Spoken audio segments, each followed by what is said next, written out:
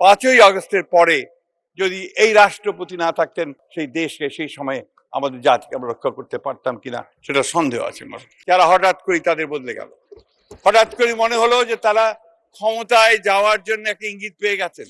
পরিবারের যে অবদান এই দেশে গণতন্ত্রকে প্রতিষ্ঠা করবার জন্য, এই দেশের স্বাধীনতা রক্ষা করবার জন্য, সার্বভৌমত্ব রক্ষা করার জন্য, এটা আর কারো আছে বলে আমার জানা নেই। মানে সম্মানিত বিরোধী দলের এক সদস্য বলেছেন যে আমি সংবিধানকে ধরে রাখার জন্য চেষ্টা করেছি এবং সংবিধান যেন ঠিক থাকে সেই ব্যাপারে আমি বডি ল্যাঙ্গুয়েজ দিয়ে আপনার সেটা প্রমাণ করার চেষ্টা করেছি।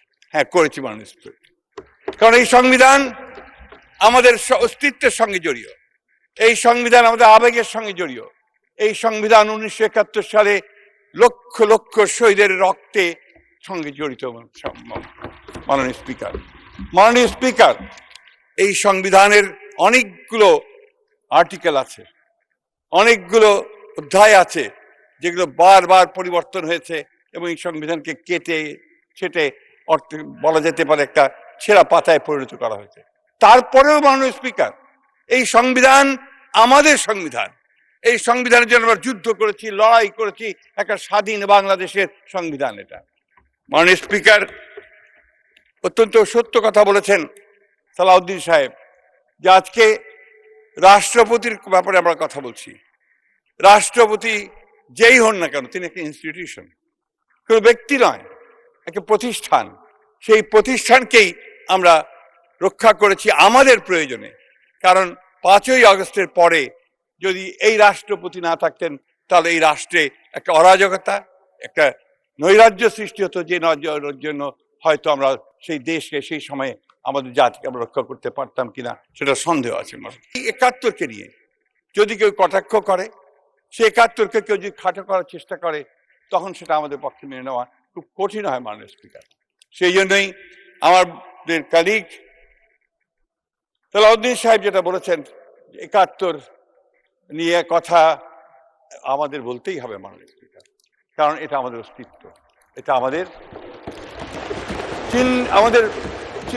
আমাদের আইডেন্টিফিকেশন, এটা আমাদের আইডেন্টিটি। আমি বারবার একই কথা বলছি, একটি কারণ মাননীয় স্পিকার, যে 71 হচ্ছে আমাদের পরিচয়, সেই জন্যই আমরা এই কথা বারবার বলি। 5ই আগস্টের পরে ওনারা বলছেন যে আমাদের চেহারা বদলে গেছে। আমাদের চেহারা বদলায়নি মাননীয় স্পিকার, যারা হঠাৎ করে তাদের বদলে গেল। হঠাৎ করে মনে হলো যে তারা ক্ষমতায় যাওয়ার জন্য একটা ইঙ্গিত পেয়ে গেছেন এবং ক্ষমতায় যাওয়ার জন্য সবকিছু তৈরি হয়ে গেছে। এবং তখন তারা যে সমস্ত উক্তি এবং যে সমস্ত কথা বলেছেন বিভিন্ন বক্তব্যের মধ্য দিয়ে, এই বক্তব্যগুলো গণতন্ত্রকে সাহায্য করেনি মাননীয় স্পিকার। আজকে যে দূরত্ব, এই দূরত্ব সৃষ্টি হওয়ার সেগুলো একটা কারণ।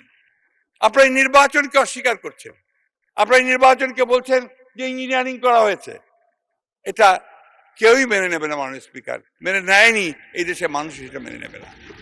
মাননীয় স্পিকার, আমি একটা কথা বলতে চাই যে আমরা কিন্তু সবসময় স্বপ্ন দেখেছি, আমাদের দলের প্রতিষ্ঠাতা শহীদ প্রেসিডেন্ট জিয়া রহমান যে স্বপ্ন দেখতেন, সেই স্বপ্ন, অর্থাৎ বাংলাদেশকে একটা সুখী সমৃদ্ধ বাংলাদেশ হিসেবে গড়ে তোলবার।